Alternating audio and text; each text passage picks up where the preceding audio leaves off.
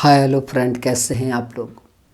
और उम्मीद करते हैं कि आप लोग बहुत अच्छे होंगे और अपने स्वास्थ्य पर जो है आप लोग विशेष तौर पर ध्यान रखिएगा। ठीक है, तो आज जो हम चर्चा करेंगे वो आईपीसी की धारा 77 को लेकर बात करेंगे और 78 को लेकर बात करेंगे, यानी कि धारा 77 पे और धारा 78 पर आज हम चर्चा करेंगे।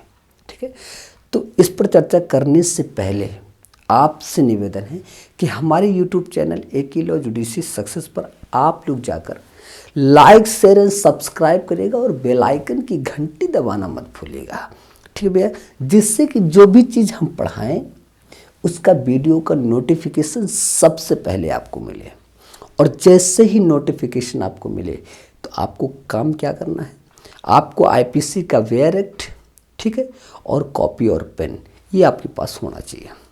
ठीक है, उसके बाद जितनी बात को हमने इसमें दर्शाया है इन सारी बात को अपनी कॉपी में सेम टू सेम ऐसे ही अपनी कॉपी में उतार लेना है। ठीक है, उसके बाद क्या करना है आपको, जब हम सारी बात को रिलेट करके आपको समझाएं और जिस धारा पे लेकर आपको चर्चा करें तो आपको उसी धारा पे जाके जो इम्पोर्टेंट हो उसी पे अंडरलाइन करते हुए आगे बढ़ते क्रम की स्थिति में चले जाना है। ठीक है, ये बात क्लियर हुआ। चलिए अब हम चलते अपने आईपीसी की धारा 77 को लेकर बात करते हैं। यानी 77 किन बात को लेकर चर्चा करती है इसी बात को हम समझाते हैं। बस आपको एकदम ध्यान मग्न होकर सुनना है, कोई बात मिस नहीं होनी चाहिए। अगर कोई बात मिस हो जाएगा ना तो कॉन्सेप्ट जो है वो क्लियर नहीं होगा। जब कॉन्सेप्ट नहीं क्लियर होगा तो आपका ये टॉपिक समझ में नहीं आएगा, इसलिए आपका कॉन्सेप्ट क्लियर होना बहुत ज़रूरी है। ठीक है, चलिए देखिए धारा 77 में आपको किन बात को ध्यान रखना है। सबसे पहले कि वो जो कार्य हो वो गुड फैथ में होना चाहिए। ठीक है, और पूरे विश्वास के साथ, यानी वो सद्भाव पूर्वक से कार्य होना चाहिए। ठीक है, अब देखिए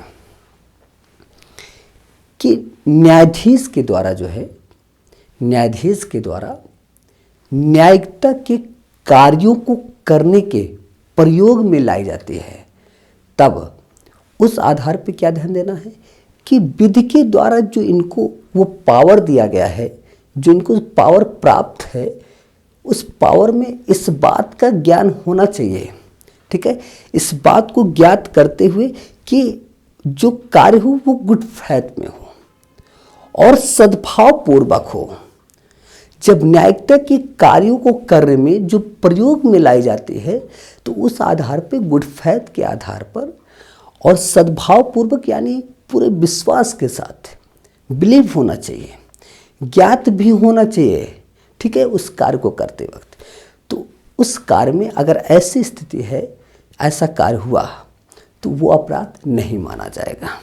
ठीक है, यानी कि वो गुड फैथ में है और इस बात का ज्ञात है कि वो सद्भाव पूर्वक जो कार्य किया गया पूर्ण विश्वास के साथ किया गया।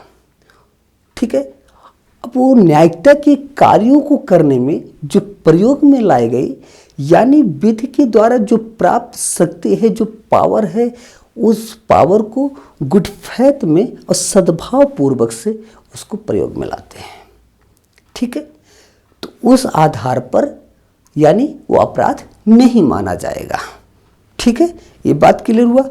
अब आपको ध्यान देना है, देखिए कि इसमें आपको जब वेयर एक्ट पे देखेंगे सबसे पहले क्या लिखा है कि एक्ट ऑफ जज व्हेन एक्टिंग जुडिशियली, लिखा है ना। तो जो एक्ट, जो कार्य है जज का, तो उस आधार पे क्या ध्यान है कि गुड फैथ में होना चाहिए और उस सद्भाव पूर्वक से होना चाहिए। ठीक है, और इस बात का ज्ञात हो, बिलीव होना चाहिए। यानी क्या कि न्यायिकता के कार्यों को करने में जो प्रयोग में लाई जाती है, ठीक है, जो विधि के द्वारा जो पावर दिया गया है, उस शक्ति का प्राप्त, जो उनको शक्ति प्राप्त है, वो बस अब उसमें प्रयोग में जो लाना है गुड फैथ में होना चाहिए और वो सद्भाव पूर्वक से कार्य किया गया हो, ठीक है, तो इस स्थिति में वो अपराध नहीं माना जाएगा। ये क्लियर हो गया। अब देखिए, जहाँ तक ये सारी बातें ये आप समझ गए, ठीक है। अब हम धारा 78 को लेकर बात करते हैं। धारा 78 किन बात को लेकर चर्चा करते हैं? हमने पिछले टाइम पे आपको क्या बताया था कि जब मैंने बता रहे थे, जब पिछले टाइम में धारा 76 और 78 यानी जो जल्लाद का मामला जो था वो धारा 76 में जाएगा या धारा 78 में जाएगा, ठीक है। तो हमने क्या बताया था, फिर उसके बाद हमने बोला था कि धारा 78 में जाएगा।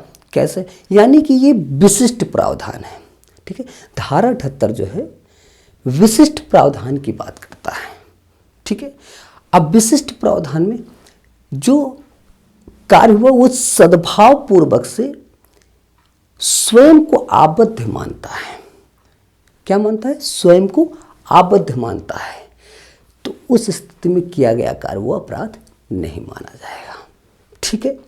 और ध्यान है, अब इसमें क्या ध्यान देना है कि जो न्यायालय की अधिकारिता, इस बात का मुझे पूर्ण विश्वास है कि न्यायालय की अधिकारिता था और मेरा उसमें क्या था कि पूरा स्वयं में, यानी विधिक आधार पर ध्यान दीजिएगा कि जो आबद्धता था मुझे विधि द्वारा जो आबद्ध थे, तो उसमें मुझे सद्भावपूर्वक उस बात का विश्वास था, इस बात का बिलीव था, भले ही वो जो है न्याय की अधिकारिता ना हो, लेकिन मुझे इस बात का विश्वास है कि न्यायालय की अधिकारिता था, ठीक है। इस आधार पर बचाव मिलेगा, ठीक है, वो अपराध नहीं माना जाएगा। ये बात क्लियर हुआ। बस वो कार्य जो हो सद्भाव पूर्वक से होना चाहिए, ठीक है। जब सद्भाव पूर्वक से और उस कार्य में विश्वास के साथ और ज्ञात रखते हुए कार्य हो, और वो जो आबद्धता है यानी स्वयं में एक आबद्धता मानते हुए उस कार्य को करते हैं, तो उसमें उस आधार पर बचाव मिलेगा। बात क्लियर हुआ। अब आपको एक बात ध्यान रखना है, एकदम बहुत ही इंपॉर्टेंट। आपको सबसे पहले इसमें ध्यान क्या रखना है कि विधि द्वारा आबद्ध, ये बात हो गया। दूसरा पॉइंट क्या रखना है आपको कि विधि की भूल जो है वो माफी के योग्य नहीं है, वो क्षम्य नहीं माना जाएगा। जो विधि की भूल होगा वो क्षम्य नहीं माना जाएगा। और जो तथ्य की भूल के कारण जो अपराध हो जाता है उसमें माफी की योग्य है, वो क्षम्य योग्य है, ठीक है। लेकिन उस आशय को जो इंटेंशन होता है उसे सिद्ध करना पड़ेगा, ठीक है। तो जो तथ्य की भूल के कारण वो उसमें यानी कि माफी की योग्य है। अगर कोई भी जो है अपराध हो जाता है तो आप क्या ध्यान रखना है, वो क्षम्य है। कि विधि की भूल क्षम्य नहीं है, लेकिन तथ्य की भूल वो क्षम्य है, यानी कि माफी की योग्य है। ये बात क्लियर। इसी बात से अपना एकदम सारी बातें ये आपको क्लियर हो जाएंगी, ठीक है। देखिए, जो निर्णय होता है न्यायालय की निर्णय यानी कि ऑर्डर और जजमेंट, इसके आधार पर जो कार्य हो तो उस आधार पर भी अपराध नहीं माना जाएगा। न्यायालय की अधिकारिता प्राप्त हो तो उस स्थिति में भी वो अपराध का भागीदार नहीं माना जाएगा, वो यानी कि अपराध नहीं माना जाएगा, ठीक है। ये बात क्लियर हुआ। बस वो कार्य कैसा हो, गुड फैथ में होना चाहिए और सद्भाव पूर्वक से उस विश्वास के साथ ज्ञात हो कि हम जो कर रहे हो क्या है, ठीक है। तो वो विश्वास होना चाहिए, ठीक है।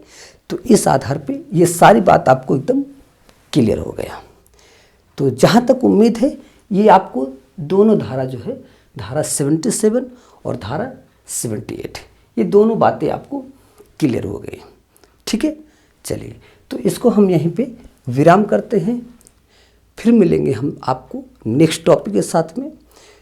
तो जाते जाते आप जो है लाइक शेयर सब्सक्राइब करेगा और बेल आइकन की घंटी जरूर दबाइएगा। ठीक है भैया, इसी के साथ चलते हैं। जय हिंद, जय भारत।